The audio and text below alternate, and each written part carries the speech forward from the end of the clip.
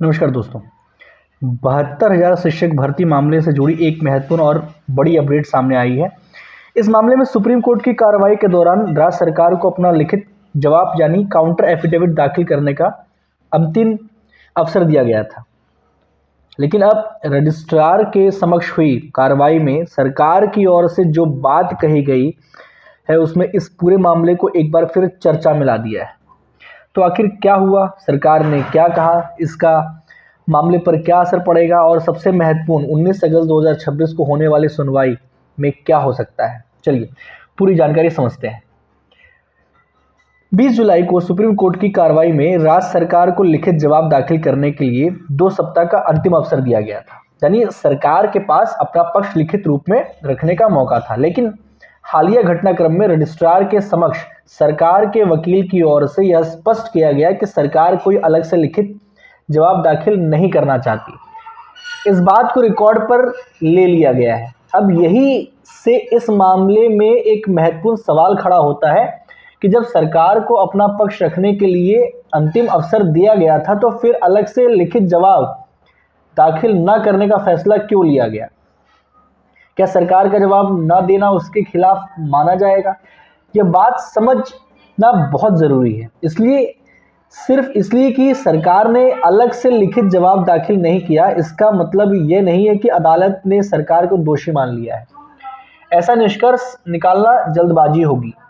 लेकिन दूसरी तरफ यह भी एक ऐसा घटनाक्रम है जिसे पूरी तरह नज़रअंदाज नहीं किया जा सकता, क्योंकि अदालत की ओर से अंतिम अवसर दिए जाने के बाद सरकार ने अलग से काउंटर एफिडेविट दाखिल करने की बात कही है।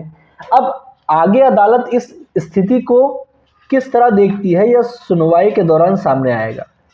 अभ्यर्थियों के लिए सबसे महत्वपूर्ण बात यह है कि इस तरह के मामलों में सिर्फ सोशल मीडिया पर चल रही चर्चाओं या दावों के आधार पर निष्कर्ष निकालना सही नहीं होगा। अभ्यर्थियों को अपने पक्ष को मजबूत बताने के लिए सही आंकड़े, दस्तावेज और प्रमाण व्यवस्थित रखने होंगे। यदि किसी पक्ष की ओर से कोई दावा किया जा रहा है तो उसने समर्थन में ठोस दस्तावेज और रिकॉर्ड होना बेहद महत्वपूर्ण है। इसलिए अभ्यर्थियों के लिए सबसे ज़रूरी है एकजुट रहें, सही जानकारी रखें और प्रमाण के साथ अपना पक्ष मजबूत करें। इस मामले में अगली महत्वपूर्ण तारीख 19 अगस्त 2026 है।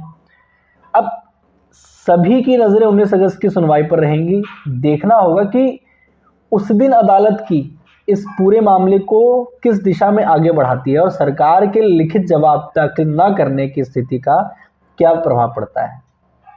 लेकिन दोस्तों, यह एक बार फिर से स्पष्ट कर देना ज़रूरी है कि 19 अगस्त को क्या फैसला आएगा इसके बारे में अभी कोई निश्चित दावा नहीं किया जा सकता। सुनवाई के दौरान अदालत के सामने रखे जाने वाले तर्क, दस्तावेज और रिकॉर्ड के आधार पर ही आगे की स्थिति स्पष्ट होगी। अगर आप 72,000 शिक्षक भर्ती मामले से जुड़े अभ्यर्थी हैं तो इस समय सबसे ज़रूरी है कि आप भ्रमित न हो और अपुष्ट खबरों पर भरोसा न करें। मामले से जुड़ी आधिकारिक कार्रवाई और विश्वसनीय जानकारी पर ही भरोसा करें। 19 अगस्त की सुनवाई इसलिए भी महत्वपूर्ण है क्योंकि अब इस मामले में आगे की दिशा काफ़ी हद तक अदालत की कार्रवाई से स्पष्ट हो सकती है। तो दोस्तों, 72,000 शिक्षक भर्ती मामले में सरकार द्वारा अलग से लिखित जवाब दाखिल न करने की बात रिकॉर्ड पर आ चुकी है और अब अगली नज़र 19 अगस्त 2026 की सुनवाई पर है।